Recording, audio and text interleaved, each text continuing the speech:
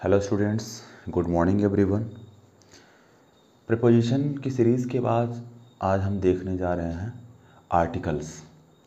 पहले तो ये समझिए कि आर्टिकल्स होता क्या है। आर्टिकल ये पार्ट ऑफ एडजेक्टिव होते हैं और ये नाउन के ठीक पहले आते हैं।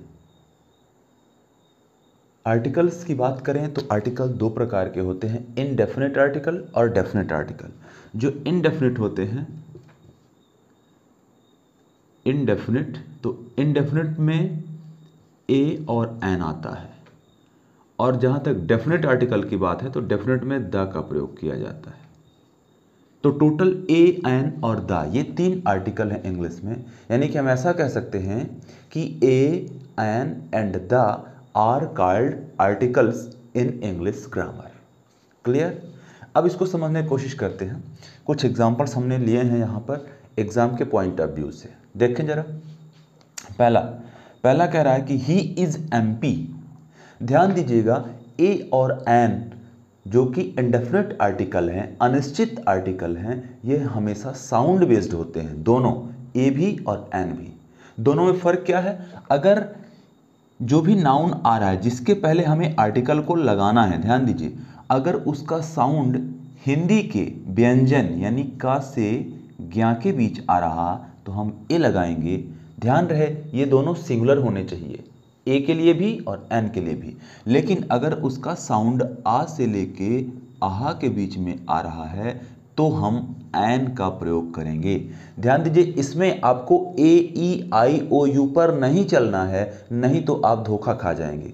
हमें क्या ध्यान रखना है? साउंड को ध्यान में रखना है। हम साउंड बेस्ड बात करेंगे। का से अज्ञा का साउंड निकल रहा है तो ए लगाएंगे, आ से आहा का साउंड निकल रहा है तो एन लगाएंगे। कैसे, जरा एग्जाम्पल के माध्यम समझ लेते हैं। पहला एग्जाम्पल कह रहा है कि he is MP. He is MP, MP means M, न कि यम। अगर आपने यम कह दिया तो यह गलत है। एमपी, ध्यान दीजिए, ही इज एमपी, तो यहां एम, ए साउंड मतलब व्यंजन साउंड, वॉवेल साउंड, ध्यान दीजिए, स्वर वाला साउंड। तो स्वर वाले साउंड के पहले हम क्या लगाएंगे?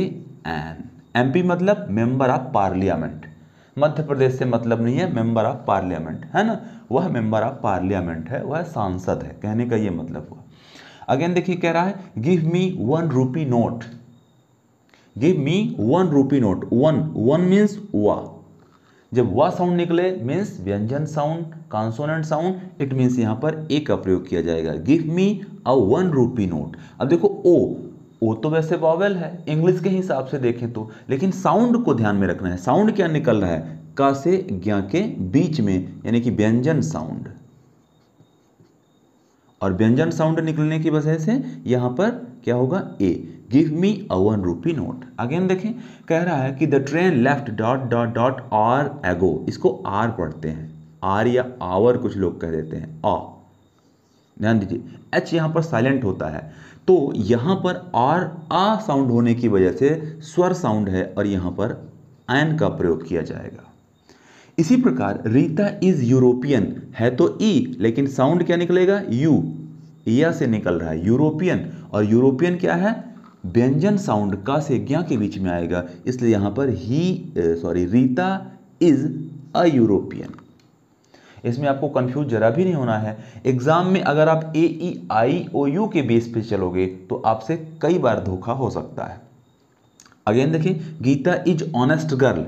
ऑनेस्ट, आ साउंड, और सारे के सारे सिंगुलर हैं, ये भी ध्यान रखना। तो ऑनेस्ट होने की वजह से यहां क्या होगा? Geeta is an honest. ध्यान दीजिएगा, मतलब an R, an honest, an MP. ध्यान दीजिएगा। आगे कहता है कि he gave me dot dot dot easy option. Easy, E sound, जब ई साउंड आएगा तो मतलब एन इजी ऑप्शन। और ध्यान देना है कि सिंगुलर होने चाहिए, यहां पर ऑप्शंस नहीं होना चाहिए, यहां गर्ल्स नहीं होना चाहिए, यहां पर आर्ट्स नहीं होना चाहिए।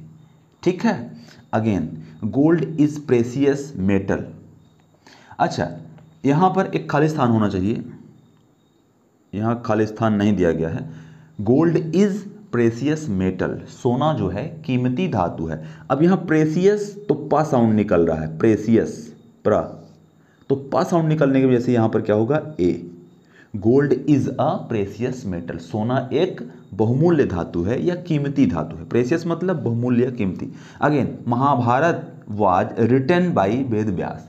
अब ध्यान दीजिए, महाभारत क्या है, एक पवित्र ग्रंथ का नाम है। जब पवित्र धर्म ग्रंथों का नाम आए, चाहे गीता हो, महाभारत हो, कुरान हो, बाइबल हो, किसी भी धर्म का हो, है ना, एलियड हो, होमर का लिखा हुआ, तो इस प्रकार से ऐसे धर्म ग्रंथों के नाम से पहले हम द का प्रयोग करते हैं। तो यहाँ क्या हो जाएगा, the Mahabharata was written by Ved Vyas. जितने भी हमारे धर्म ग्रंथ हैं, ये ऐसी फेमस पुस्तकें हैं, उन सब के पहले द का प्रयोग किया जाएगा।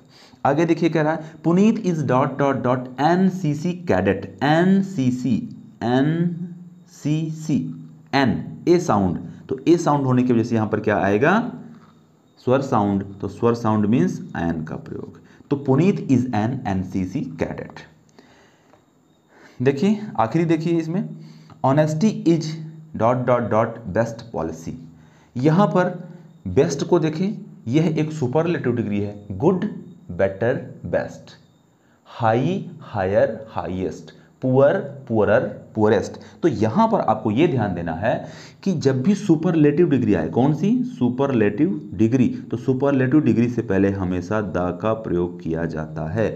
और सुपरलेटिव डिग्री की पहचान क्या है, उसके लास्ट में EST शब्द आएगा, है ना। जब आप पुअरेस्ट लिखेंगे तो EST आएगा, हाईएस्ट लिखेंगे EST आएगा, हॉटेस्ट लिखेंगे EST आएगा, ब्राइटेस्ट लिखेंगे EST आएगा, तो लास्ट में EST आएगा। ये सुपरलेटिव डिग्री कहलाती हैं। और ध्यान दीजिए, एडजेक्टिव की सुपरलेटिव डिग्री होगी तो द का प्रयोग किया जाएगा। एडवर्ब की सुपरलेटिव डिग्री के साथ द का प्रयोग नहीं होता। आगे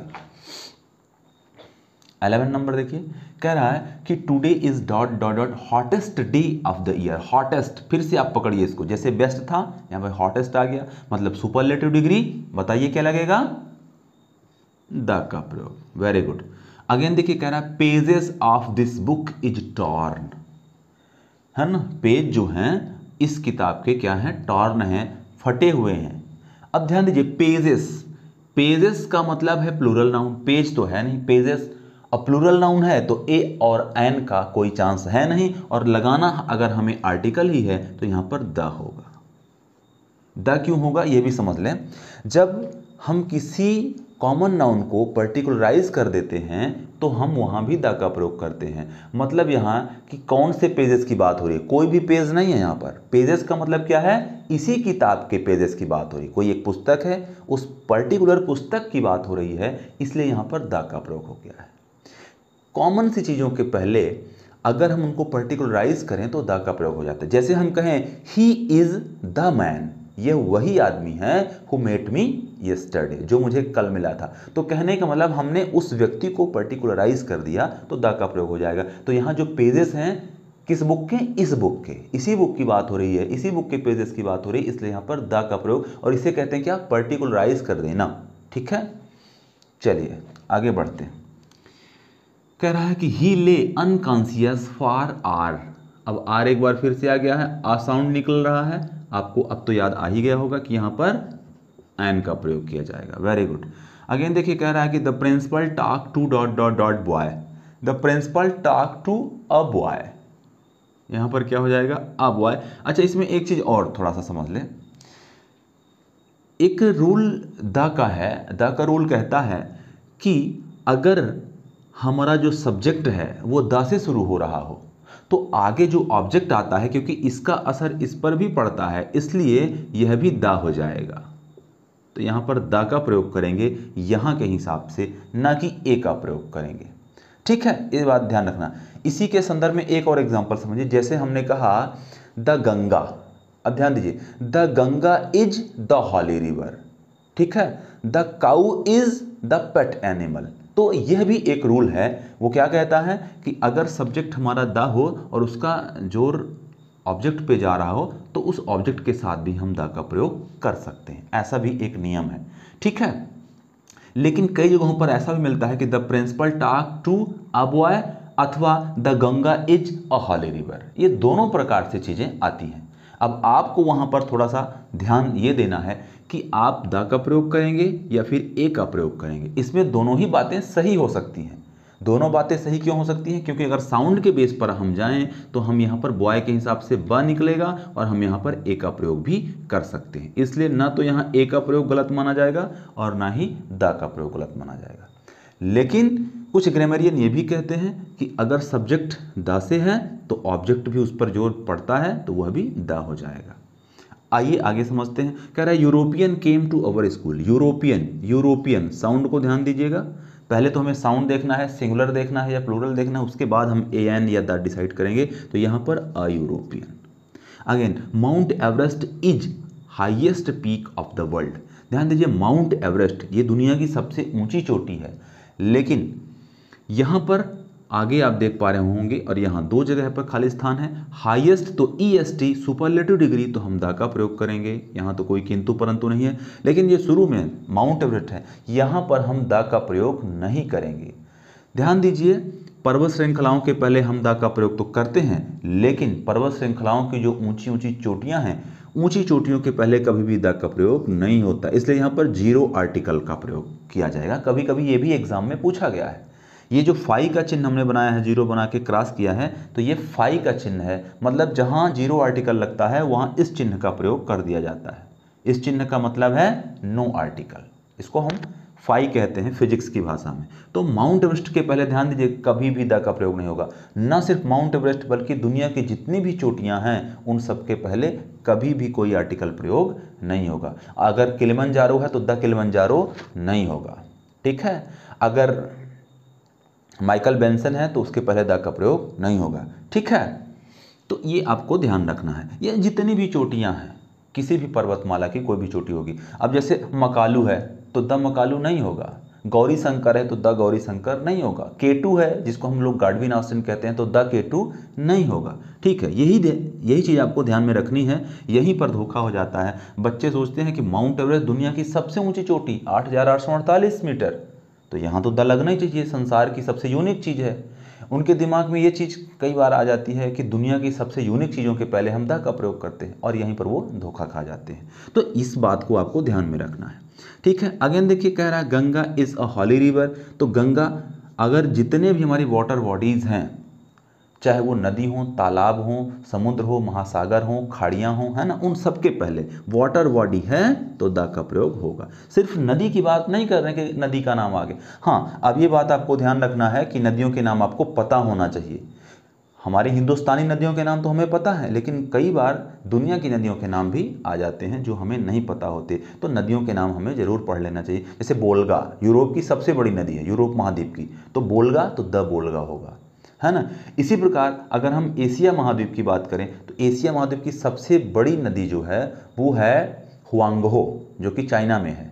ठीक है, एक और नदी भारत की बड़ी है जो कि चाइना से निकल के भारत में आती है, जिसको हम लोग कहते हैं ब्रह्मपुत्र। तो हमारे यहाँ उसको ब्रह्मपुत्र कहा जाता है, जबकि चाइना में उस नदी को सांगपो के नाम से जाना जाता है। तो वहाँ भी द आएगा, द सांगपो या the Brahmaputra, the Son, the Narmada, the Yamuna, the Krishna, the Kaveri, the Nile. Nile नदी तो आप सब जानते होंगे, NILE, नाइल अंग्रेजी में कहते हैं। ये दुनिया की सबसे बड़ी नदी है। The Amazon. ठीक है, ओके। यहाँ एक चीज़ समझने वाली बात है जो मैं ऊपर कह रहा था, the Ganga is the holy river and the Ganga is a holy river. ये दोनों ही तरीके से यूज किया जा सकता है। ठीक है, अब ध्यान दीजिए नेक्स्ट सेंटेंस पे, he reads dot dot dot times of India. Times of India एक अखबार का नाम है, अंग्रेजी समाचार पत्र का नाम है। जब भी अखबारों की बात आए तो इनके साथ हमेशा द का प्रयोग होता है। तो क्या हो जाएगा, he reads the times of India. अगर आपने कभी पढ़ा होगा तो निश्चित रूप से आप जानते होंगे, द टाइम्स ऑफ इंडिया हो गया, द हिंदू हो गया, द इकोनॉमिक्स टाइम्स हो गया, है ना, बहुत सारे अखबारों के नाम आते हैं, द हिंदुस्तान टाइम्स वगैरह वगैरह। Sun is head in our solar system. जो सूर्य है वो हेड है, मतलब मुखिया है हमारे सोलर सिस्टम का। तो जितने भी आकाशीय पिंड हैं, सन, मून, जुपिटर, मार्स, है ना, जितने भी हैं उन सब के पहले द का प्रयोग। आकाशीय पिंडों के पहले द का प्रयोग, जितने भी हैं, है ना, ग्रह नक्षत्र, ये ध्यान रखना है आपको। और आखिरी है, he studied in dot dot dot university. University U sound, singular, a का प्रयोग, ही स्टडीड इन अ यूनिवर्सिटी। तो आई होप कि आर्टिकल्स पर इतने सारे एग्जाम्पल्स मैंने जो लिए हैं ये आपको समझ में आए होंगे। और ये ऐसे एग्जाम्पल लिए गए हैं जो एग्ज़ाम में कई बार पूछे गए हैं, ऐसे ही एग्जाम्पल्स को हमने यहाँ पर लिया है। इसी प्रकार से चीज़ें पूछी जाती हैं और अगर आपने इनको प्रॉपर तरीके से सॉल्व किया है, 2 बार 4 बार 10 बार आपने वीडियो को देखा है, पढ़ा है और आपने लिख करके प्रैक्टिस की है, जैसे आप इसको पढ़ रहे हैं, आपने पढ़ा सुना, बहुत अच्छी बात है, आप इसको एक बार लिखिए अपने रफ में, फिर उसको 1 या 2 दिन के अंदर फिर से रिवाइज करिए, किसी से शेयर करिए और फिर ये चीज़ें आपके लिए हमेशा के लिए कंठस्थ हो जाएंगी, दिमाग में बैठ जाएंगी, फिर कहीं कुछ नहीं करना है। तो गाइज़ आई होप कि आपको समझ में आया होगा कि ए एन का जो प्रयोग है वो साउंड बेस्ड होता है। का से एक जा के बीच में आ रहा है व्यंजन साउंड, कॉन्सोनेंट साउंड, तो हम ए का प्रयोग करेंगे और अगर स्वर साउंड वॉवल साउंड आ रहा है तो हम एन का प्रयोग करेंगे। आपने यहाँ पर देख लिया है। और द का प्रयोग खास कंडीशन में होता है। 2-3 चीज़ों के नाम मैं बता दूं, जैसे कि सुपरलेटिव डिग्री का प्रयोग है EST तो द लगाएंगे आप, जैसे कि अखबार का नाम है तो द लगाएंगे, जैसे कि वाटर बॉडीज़ के नाम आ रहे हैं तो द का प्रयोग करेंगे, जैसे कि आकाशीय पिंडों के नाम आ रहे हैं तो द का प्रयोग करेंगे, जैसे कि पवित्र ग्रंथों के नाम हैं तो आप द का प्रयोग करेंगे। इसी प्रकार जैसे एक चीज़ यहाँ पर और आया है, कोई पद पोस्ट है जैसे प्रिंसिपल डॉक्टर तो उनके पहले भी हम द लगाएंगे। To the class teacher, to the principal तो द का प्रयोग किया जाता है ना। किसी चीज़ को हम पर्टिकुलराइज कर दें तब भी हम द का प्रयोग करते हैं। इसके अलावा हालांकि द के यूज़ और भी कई जगहों पर किए जाते हैं, जैसे दिशाओं के नाम हमें बताना है, the east, the north, the south. Planet के नाम बताना है तो वहाँ भी हम द का प्रयोग करते हैं। किसी धर्म को बताना है, the Hindu, the Muslim, the Sikh, the ईसाई, तो वहाँ भी हम द का प्रयोग करते हैं। किसी पॉलिटिकल पार्टी का नाम बताना है, द BJP, द कांग्रेस, ठीक है, तो वहाँ भी हम द का प्रयोग करते हैं।